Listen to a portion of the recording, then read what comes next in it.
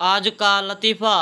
बीवी मेहमान आ रहे हैं और घर में दाल के सिवा कुछ नहीं है। शोहर जब वो आ जाएं तो एक बर्तन गिराना। मैं पूछूंगा क्या हुआ तो तुम कहना कि कौरमा गिर गया है। फिर दूसरा बर्तन गिराना और कहना बिरयानी गिर गई है। फिर मैं कहूँगा चलो दाल ही ले आओ। जब सच में मेहमान आ चुके तो अचानक बर्तन गिरने की आवाज़ आई। शोर क्या हुआ? बीवी दाल ही गिर गई मनहूस।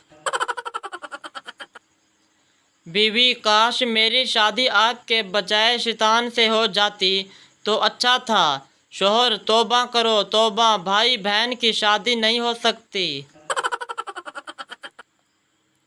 बीवी ने शोहर को व्हाट्सएप किया, ऑफिस से वापस आते हुए 1 किलो टिंडे, आधा किलो टमाटर, 2 किलो प्याज और एक पैम्पर लेते आना। और हाँ, सैमा ने आपको सलाम कहा है। शोहर ने फौरन रिप्लाई किया, सैमा कौन? बीवी कोई नहीं, मैं तो कन्फर्म कर रही थी कि आपने मेरा मैसेज ध्यान से पढ़ा है या नहीं। शोहर अपनी बीवी से, जान आज बहुत प्यारी लग रही हो। बीवी चुप करके सो जाओ, टैंकी में पानी नहीं है।